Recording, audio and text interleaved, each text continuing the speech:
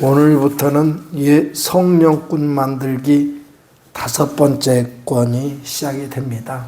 5번째 권의 총 제목은 성령꾼들이라는 제목이고요.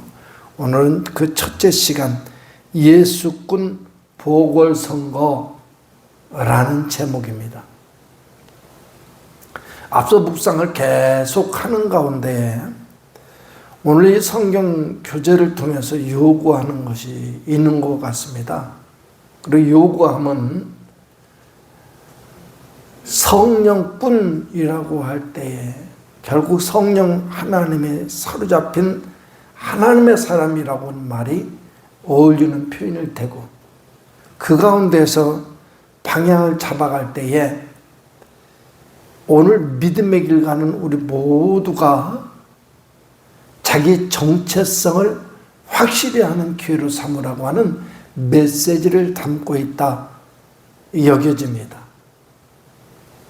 과연 오늘 이 시대에 우리 각자가 하나님이 쓰시고자 한다면 어떤 방향에서 어떻게 될까 한번 고민해 보면서 바로 그 자리에 내가 서 있을 수 있는 신앙의 태도를 요구하는 말씀으로 우리 함께 이 시간 풀어갔으면 좋겠습니다.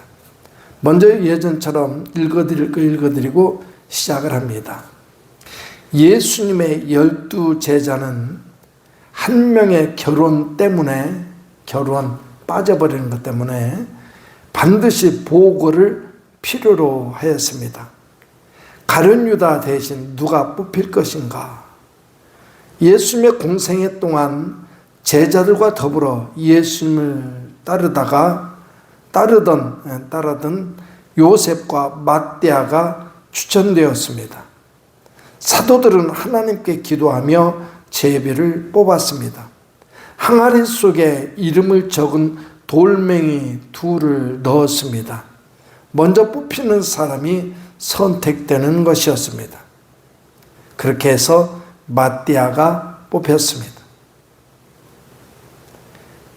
오늘 우리가 그런 가운데 예수님을 주님으로 모시고 더더군다나 직분의 자리에 세워진 것을 얘기하는 것이죠.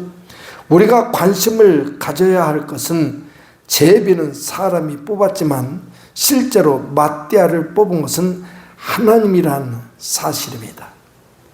그렇다면 하나님은 왜 mat대아를 뽑으신 것일까요? 이 시대를 위해서 하나님은 누구를 뽑을 것인가 고민 한번 해봐야 되겠습니다. 하나님은 나를 이 시대의 일꾼으로 뽑아 주실 것인가 하는 것도 곰곰이 생각하면서 하나님 뜻 가운데 세워져야만 되겠습니다. 그러기 위해서 오늘도 변함없이 성경 본문 앞에 먼저 집중해 들어갑니다. 16절 말씀을 보니까 가룟 유다의 배반과 그의 제자 직분을 다른 사람이 취하도록 이미 다윗의 입을 통해서 예언이 되어 있었습니다. 다윗의 입을 통하여 누가 말씀하신 것입니까? 다윗을 통해서 예언을 되도록 만들었는데 16절을 봤더니 형제들아 하면서 성령이 다윗의 입을 통하여 예수 잡는 자들의 길잡이가 된 유다를 가리켜 미리 말씀하신 성경이 응하였으니 하면서 성령이 다윗의 입을 통해서 말하게 했다. 곧 하나님이 이 말씀하신 것이다. 이것은 신앙생활에 진짜 중요한 것 같습니다. 왜냐하면 늘 말씀드립니다마는 하나님의 사람, 신실하게 하나님 앞에 손놀림 하나 발걸음 하나 생각하는 거나 말하는 거 하나 행동하는 모든 것들이 열매 맺기 위해서 필요한 것이 있다면 하나님께 집중하는 것일진데 하나님 앞에 집중했을 때에 그 삶의 주변을 이루는 모든 환경들 가운데서 버릴 것이 하나도 없다는 얘기입니다. 때로는 내가 원하는 좋은 것이든 피하고 싶은 것이든 무엇이든지 간에 그것을 통해서 내게 메시지를 전달하시는 하나님을 만나고 오면 결국 나는 하나님의 뜻 가운데, 하나님의 의도하심 가운데 설 수 있는 것이죠. 결국 그래서 신실한 사람들은 삶의 모든 것을 예의주시하며 삶의 모든 것들을 스승으로 여기고 그 속에서 하나님의 뜻을 찾으려고 애쓰더라는 것입니다. 거기까지 생각하는 표현이 성령이 다윗의 입을 통하여 라는 이 표현 속에 담겨져 있는 것입니다. 입을 통하여. 때문에 이 시간도 이 말씀 주시는 그분이 하나님이시라면 우리는 진정 사모해야 될 시간이고 기다려야 될 시간이고 우리 장로님 기도했던 것처럼 이 시간 예배드림이 가장 큰 행복이 되어야만 될 것입니다. 자, 그리고 두 번째 질문으로 나갑니다. 가룟 유다 대신에 12명의 제자가 될 수 있는 사람의 자격은 무엇이었습니까? 제자는 이때 당시에 여기서 제자는 오늘날 예수님을 구세주로 믿고 고백하고 따르는 무리들 여기까지 나가기 이전 곧 예수님이 제자로 선택한 12명 그들을 가리키는 겁니다. 그들의 자격은 무엇이었습니까? 라는 것인데요. 22절 전반부 봤더니 항상 우리와 함께 다니던 사람 중에 하나를 세워 우리와 함께 다니던 사람들 중에 하나를 세워 주의 말씀대로 행했다는 얘기겠죠. 같이 예수님을 따르던 무리들 속에 있어야 된다는 조건이 되겠죠. 하나님과 함께하는 삶. 그것은 다른 사람은 모르겠지만 자기 자신은 알 것입니다. 어떤 경우라도 주님 의지해서 먼 하늘 이상한 구름만 봐도 행여될 주님 오시는가 하는 찬양의 가사를 진 그 사람의 심정처럼 삶의 모든 환경 속에서 주님 내게 혹시 말씀하실 거 있습니까? 주님 제가 듣겠습니다.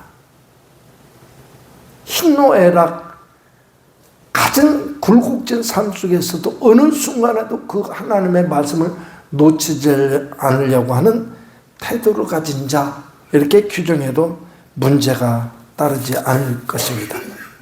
그 다음 가룟 유다 대신에 12명의 제자가 될 사람은 앞으로 어떤 일을 해야만 했습니까? 나머지 제자들이 한 사람 보궐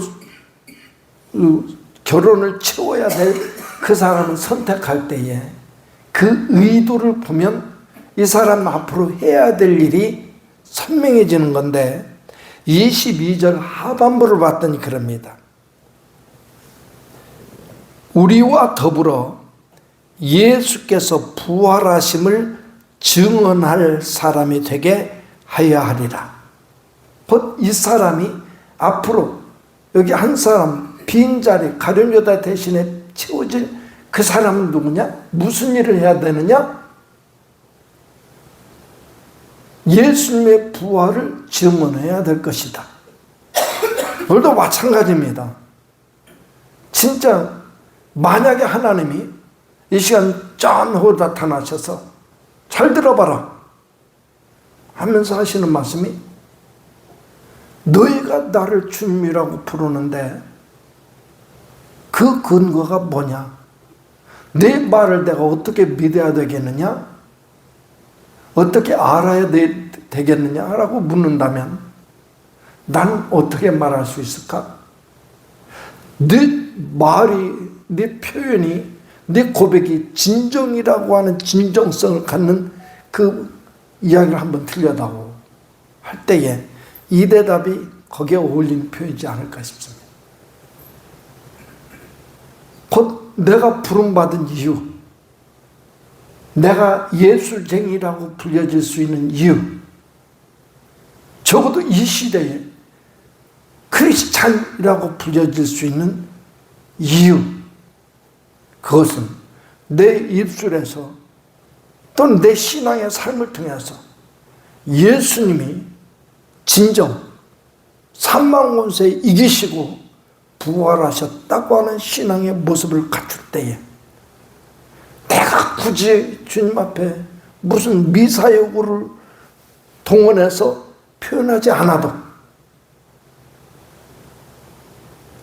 내 언어가 화려한 언어로 치장되어 있지 못해도 주님이 나를 보시면서 인정하실 것이다. 너는 내 것이다 하시는 주님의 이 뜨거운 열정 어린 고백 소리도 들을 수 있고, 그러면 오늘 사는 삶이 얼마나 행복하겠습니까? 제 아무리 무더운 날씨도 짜릿한 기쁨 속에 감사함으로 이겨낼 수 있지 않을까 싶습니다. 다음 질문은 가룟 유다 대신에 다른 제자를 선택하는데 두 사람이 추천되었습니다. 그 사람은 23절에 봤더니 바로 그 사람입니다. 여기 유수도라고도 하는 요셉이고 한 사람은 마띠아였더라. 그리고 이들 중에서 이제 두 사람을 통해서 한 사람은 선택하는 건데, 이때 방법이 참 기묘하기도 하고 하나님을 의지하는 태도입니다. 그것은 곧 투표가 아니었습니다. 이게 기독교 신앙 가운데 진짜 조심해야 될 것은요, 문득 이 말씀 묵상하다 보니까 그런 생각이 들어갑니다. 우리 각자 삶의 환경 속에서 살아온 세월 속에 쌓여진 그런 내 인생관, 나의 세계관, 굳이 뭐 그런 이름 붙이지 않아도 나만이 가지고 올 수 있는 그런 가치관들이 생겨난단 말이죠. 그런데 신앙생활 함정 중에 하나는 그것에 의해서 옳다 그르다 판단을 해버립니다. 그러니까 각자 사람마다 다릅니다. 그러다 보니까 교회에서 무슨 일을 할 때 투표를 하게 되면 이게 각기 다양하게 나의 인맥관계를 가졌다든가, 우리 교회는 그게 사람 엄청나게 막 몇 수천 명 이런 대교회 정도는 그런 데서 있을 일들은 없지만 그런 일들이 많이 발생할 수도 있단 말이죠. 그럴 자칫 함정에 빠질 수도 있습니다. 그런 우려를 싹 씻을 수 있는 것 중에 하나, 제비 뽑는 것. 하나님 대신 그냥 무책임한 수준이 아니고 그래도 하나님 역사하시겠죠. 아무튼간 기도하면서 하나님의 뜻을 기다리면서 이런 태도를 가질 수만 있다면 잡으면 많이 사라질 수도 있겠다, 이런 생각을 해보게 됩니다. 이것이 안 된다면 적어도 우리 교회 중직들만큼은 또 교회 모든 구성원들이 신실하게 하나님을 인정하면서 하나님을 기대하면서 소망하면서 뜻을 모으는 일이 중요하겠죠. 그리고 그에서 그런 모든 얘기들 중에서 선후 관계가 있을 것이고, 참된 것, 그것이 참 진실성에서 조금 퇴색되는 것들이 구분이 되기 시작할 겁니다.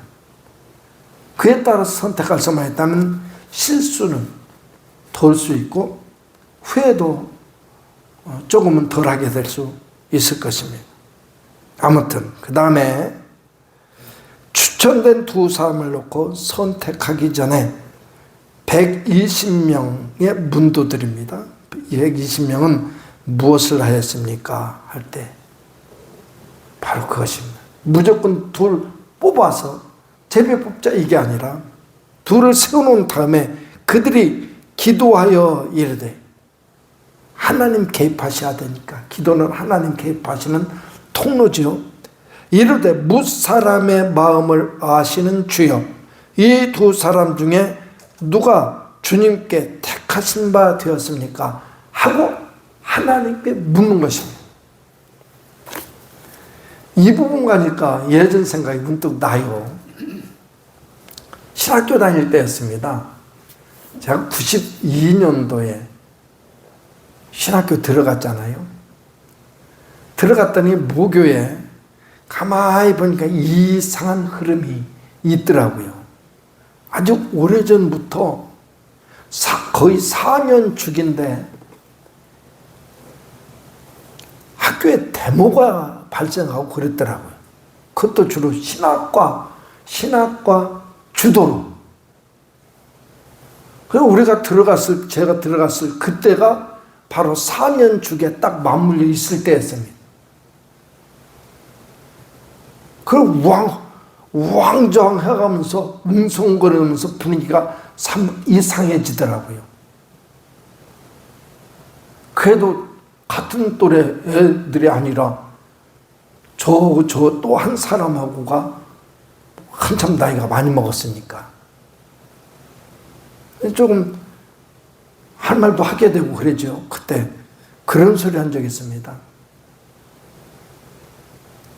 어떤 경우에 어떤 방법이 필요한지 그것은 말은 못하겠다. 그러나 우리는 지금 하나님의 일을 하겠다는 사람들이요, 하나님 뜻 앞에 사람들을, 죽어가는 사람을 이끌어내야 되는 소명을 가진 사람들인데, 이런 순간에 하나님을 의지하지 않고 행동으로 나올 수 있다면,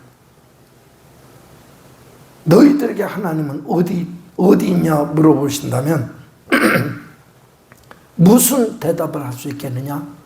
그런 질문을 하면서 지금은 데모할 때 하더라도 기도해야 될 때다. 틀린 말 아니고 뒤에 두고두고 생각할수록 참 말 잘했더라고요. 내 젊은, 이제 곧 고등학교 졸업해서 대학교 갔으니까 젊은 그 애들은 그 나이 먹으니까 이리저리 피해갈 데모해가지고 막 들고 일어나야 되는데 피할 방법만 찾고 있다 해가지고 피할 명분으로만 여기더란 말이죠. 우리 기도하는 거 맞지 않습니까? 어떤 경우에라도 기도가 앞서야죠. 하나님의 뜻을 물어야죠. 하나님의 뜻이 아니면 멈춰야 하잖아요. 오늘 여기 보니까 그 생각이 나는 겁니다. 이 사람들은 둘을 뽑는 과정이 이랬고, 그리고 제비 뽑고자 하지만 그에 앞서 하나가 선행되는 것이 있었더라. 뭐냐? 하나님께 기도했더라 라고 하는 사실입니다. 그리고 기도의 내용까지도 여기 기록되어 있으니까 한번 보시면 될 것 같고요. 6번째, 가룟 유다 대신에 12명의 제자 중에 한 사람으로 선택된 사람은 누구였습니까? 제비 뽑아 마띠아를 얻으니 그가 11사도의 수에 들어가니라. 마띠아를 뽑았다고 하는 게 뭐가 그렇게 중요하냐? 이 이야기를 통해서 제가 서두에 말씀드렸던 바, 내가 오늘 나된 것은 하나님께서 나를 선택하시고 지명하시고 불러주셨고, 이 고백이 없으면 안 돼요, 여러분. 이 고백이 없으면 신앙생활 하더라도 얼마나 이게 복된 일입니까? 예수님을 나의 주님으로 모시고 만군의 여호와 하나님을 아버지라고 부르는 이 복된 인생길을 나아가면서 이 복된 것을 복되게 만들지 못하고 참 하나님의 마음을 안타깝게 만드는 태도밖에 안 됩니다. 이 마띠아가 뽑혔다고 하는 것을 통해서 오늘 우리들의 마음속에 그런 생각을 다시 재점검하는 시간이 됐으면 좋겠어요. 오늘 내가 나된 것은 주님의 은혜였느라고. 어떤 은혜? 나를 주목하시고 나를 지켜보셨고 나를 선택하셨고 나를 불러주셨고 나를 강건하여 이끌어서 하나님의 자녀의 자리에 세워놓으셨고 분주한 일상 속에서도 이 시간을 예배케 하시고 복입니다, 여러분. 복받은 여러분들 행복해지시길 주의 이름으로 축복합니다. 이 사람이 누구냐? 이 사람이 성령꾼. 예, 성령꾼. 이렇게 세워주는 저 우리 성도들 다 됐으면 좋겠습니다. 다음, 그래서 우리는 우리 속을 다시 이 말씀 가운데서 점검을 해봐야 되는데, 그렇다면 오늘 나의 나됨, 나의 직분, 내 성도라고 하는 위치, 자전 하나님 앞에 진실하셔요. 올바르셔요. 표현 중에서도 개인적으로 저는 마음에 안 드는 표현들도 참 많습니다. 그 가운데 오늘날 신앙의 세계에 하나님의 백성된 이 무리들을 구분하는데 어떻게 구분하느냐? 목회자와 평신도. 이것이 함정이 될 수도 있습니다. 그냥 목회자는 성직자요. 그러니까 올바르게 살아야 될 것은 네 몫이고 나는 그렇지 않으니까 그냥 이 정도만 해도 되지. 이럴 우려도 있습니다. 이런 위험성도 있고요. 또는 그러면서 나태함 속에 빠지는 거죠. 그런 위험성도 있고 목회자 입장으로서는 다른 일반 성도들과 다르게 특별한 존재로만 인식하고 성도들 위해서 대접받고 영광을 누리는 존재로 스스로 착각 속에 빠질 경우가 많습니다. 그럼 목사님 어떻게 생각하느냐? 우리 모두는 성도입니다. 성도. 거룩한 무리들. 이건 더 무서운 표현입니다. 거룩한 무리들.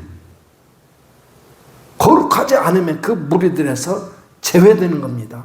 사람에 의해서가 아니라 하나님에 의해서. 그러니까 우리는 거룩한 삶을 위해서 애써야 되는 것이죠. 거룩한 무리들이에요. 다만 직임이 다를 뿐.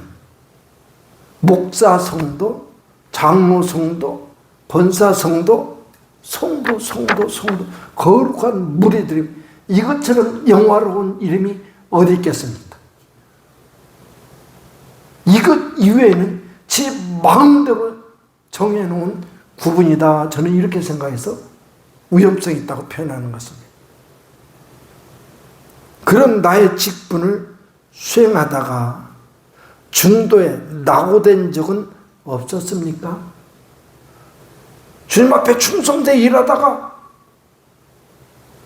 또는 교회로 해서 충성되게 일하다가 중간에 마음을 딱 내려놓고 낙오된 적은 없었습니까?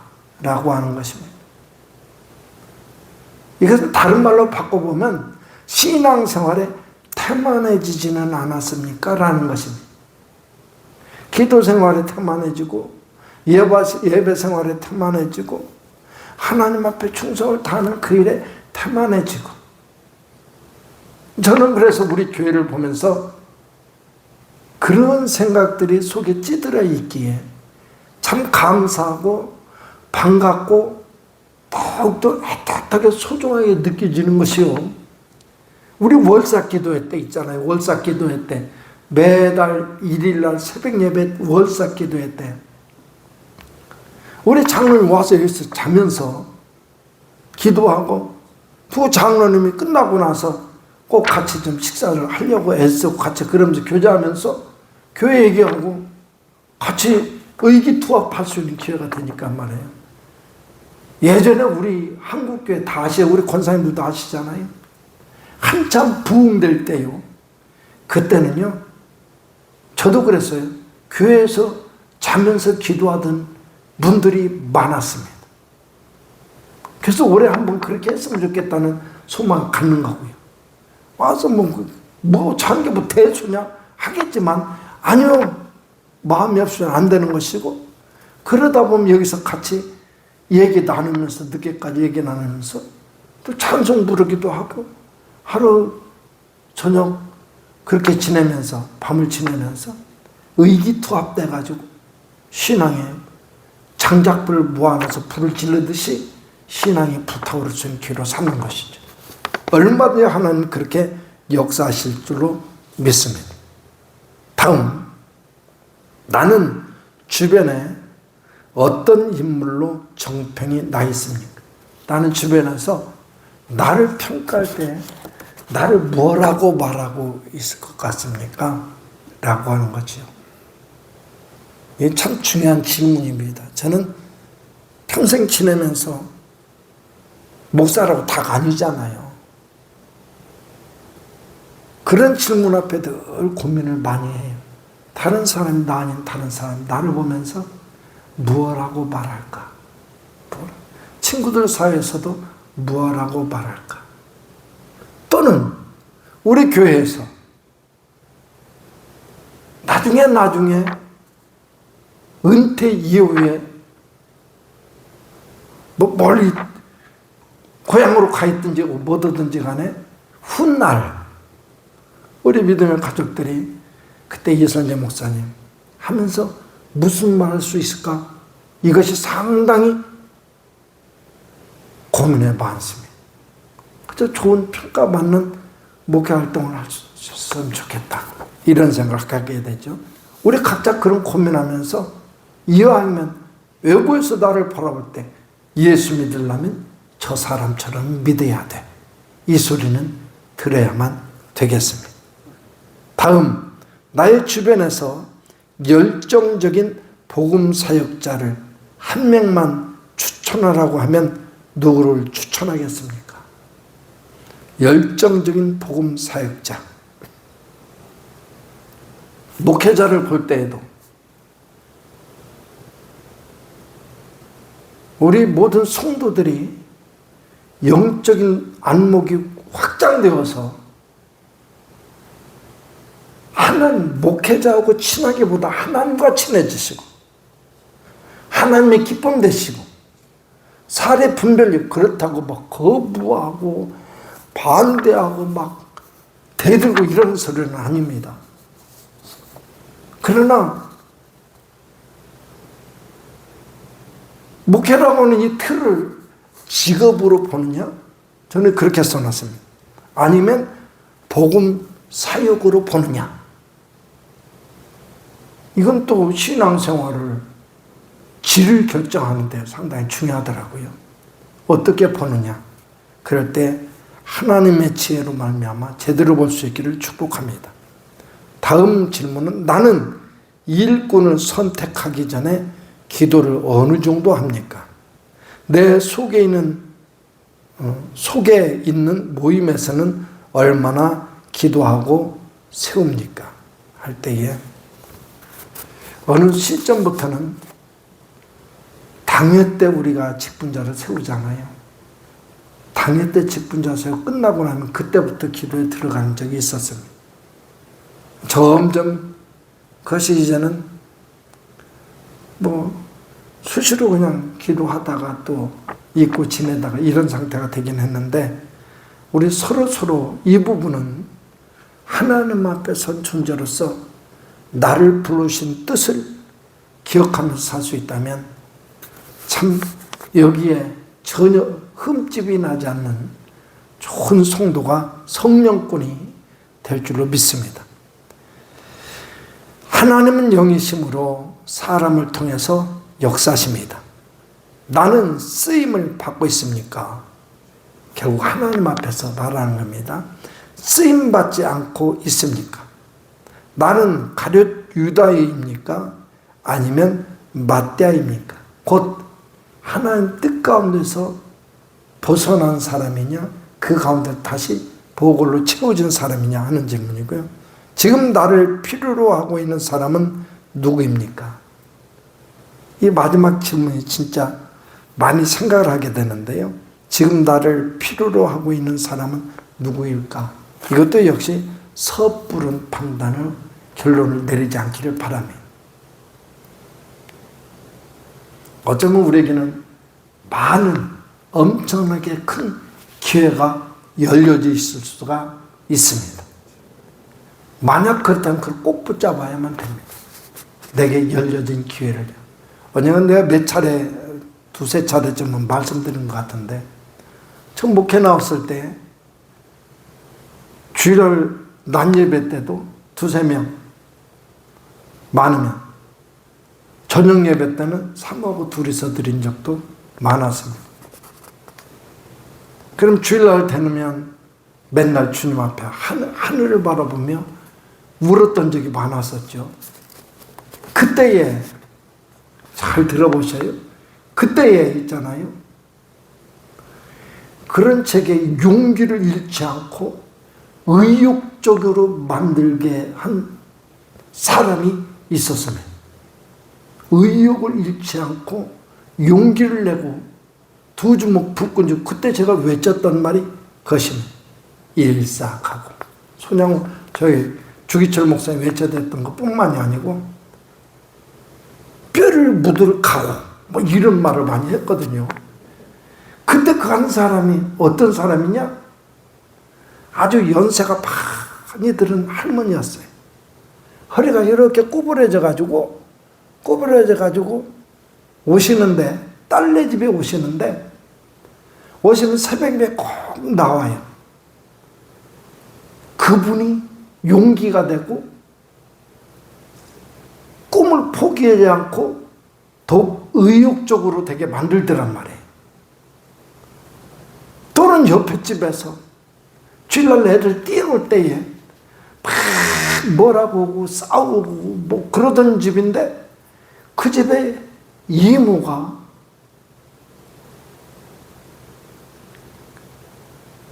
조카네 집에 들렸다가 새벽 예배다 오는 거예요. 각기 분리돼가지고 며칠 왔다 가는 순간에도 그분을 보면서 그때 그 의욕을 어떻게 표현하냐면요. 한 번은 예수전도단이 그저 태백에 왔습니다. 그래가지고 예배를 드리는데, 새벽 예배 드리는데, 그 사람들은 자다가 막 눈을 피곤하니까 그러겠죠. 뜨는 눈 만 일어나가지고 예배 안 드릴 수 없고 드리는데, 교인이 없을 때가 대부분이죠. 그런데도 얼마나 용기 있게 외쳐대는지. 한 청년이 저하고 나이 비슷한 사람이었어요. 목사님은 수백 명 있는 교회 설교하듯이 설교하시네요. 피식 웃었습니다. 그때 중요한 역할을 한 사람이 그런 사람들, 두 사람 꼭 기억나요. 우리 사랑하는 믿음의 가족들, 하나님이 계시는데 우리에게 주어진 것은 용기와 기쁨과 행복입니다. 삶의 환경 때문에 휘둘리면 하나님이 속상해 하실 겁니다. 환경의 문제가 아니라 하나님 때문에 기뻐하고 즐거워하고 행복해하고. 이 사람이 누구냐? 성령꾼, 하나님이 택한 사람. 할렐루야. 좋아. 우리 성도, 우리 증산교 모든 성도들이 이렇게 됐으면 좋겠습니다. 주님 만날 그날까지 용기를 내서 우리 삶의 주변을 이루는 모든 것 중에 어느 한 가지가 딱 내 마음에 꽂히는 그 순간, 그래서 하나님의 부르심이요, 하나님의 붙드심이요, 하나님의 역사심, 통로가 되더라는 거 잊지 마시고, 주님 만날 그날까지 용기를 다할 수 있기를 주의 이름으로 축복합니다. 기도하겠습니다.